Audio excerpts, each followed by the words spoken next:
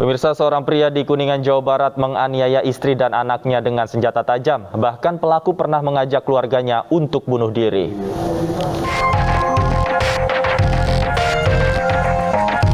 Warga Dusun Puhun, Desa Pangkalan, Kecamatan Ciawi Gebang, Kuningan digegerkan dengan kasus penganiayaan seorang pria terhadap istri dan anaknya. Pelaku menganiaya istri dan anaknya dengan senjata tajam hingga terluka parah. Akibatnya sang istri yang bernama Santi kritis dan dirawat di rumah sakit. Putri pelaku yang mengalami luka dirawat di Rumah Sakit Mitra Husada Ciawi Gebang. Sementara anak bungsu pelaku diamankan tetangga yang membantu. Pelaku dilumpuhkan warga dengan cara dikepung sebelum akhirnya diserahkan ke polisi. Sebelumnya pelaku sempat mengajak keluarganya untuk bunuh diri. Diduga masalah ekonomi memicu kejadian ini. Ekonomi, Pak. Ekonomi. Mata nomor HP na tuh abdi ayah. Ya, Terus apa lagi? Terus abdi gapil koordinasinya ya. Ya. Kalau yang anak, yang anak apa ya? Siap, Anak sama di Bacok. Bacoknya ke arah mana kalau anak? di kapal. Jadi Kepala bagian mana?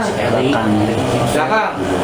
Kejadiannya adalah pada subuh hari si pelaku ini sesuai dengan pemeriksaan katanya mengajak untuk membunuh diri. Namun si ibu tidak mau, akhirnya meronta di situ, keluar terlihat anaknya bangun, terlihat sedang ada keributan.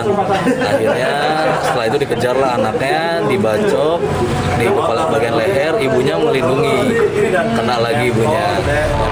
Hingga kini polisi masih mendalami kasus ini dan memeriksa sejumlah saksi.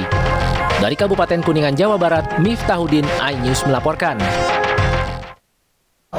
Apa sebenarnya motif pelaku menganiaya istri dan anaknya? Apakah karena faktor ekonomi? Untuk membahasnya sudah bergabung bersama kami AKP Muhammad Hafid Firmansyah, Kasat Reskrim Polres Kuningan. Selamat sore Pak Hafid. Selamat sore, Mas. Pak Hafid, apa betul motif pelaku menganiaya anak dan istrinya karena ekonomi, Pak? Apakah ada alasan lain? Baik, untuk hasil pemeriksaan sementara motifnya adalah memang masalah ekonomi, dikarenakan yang tersangka ini sudah sebulan terakhir tidak mempunyai pekerjaan dan sebelumnya pekerjaannya pun serabutan.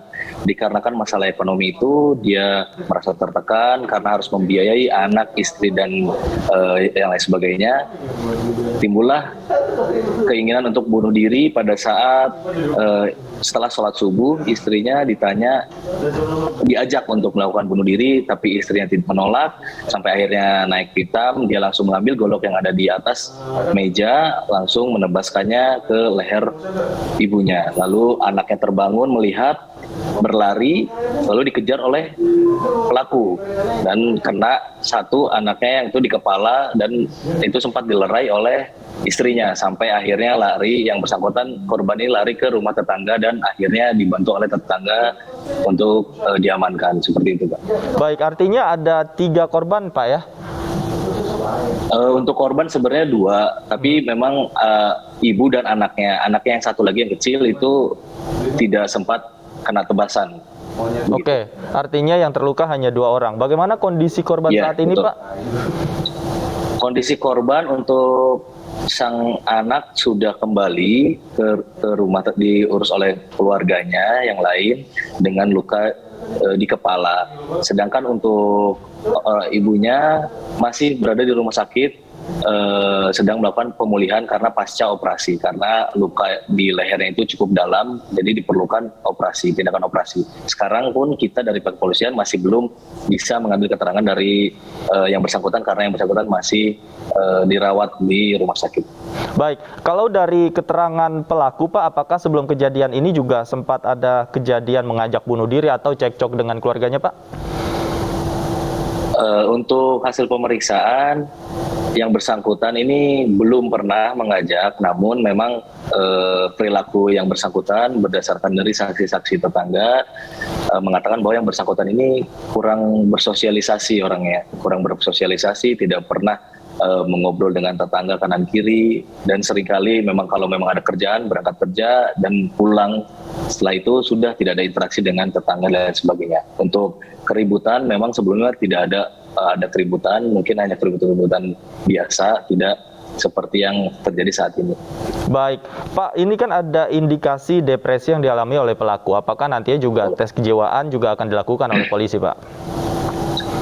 Betul, untuk sementara kita melakukan pemeriksaan ini lancar, tapi kita juga akan mendatangkan psikolog untuk melihat kejiwaan dari yang bersangkutan. Selain itu kita juga akan memberikan terapi psikolog juga kepada anak korban, karena anak ini berada di bawah umur yang kemungkinan takutnya ada pasca trauma setelah kejadian ini, dan kita akan bantu untuk memulihkannya.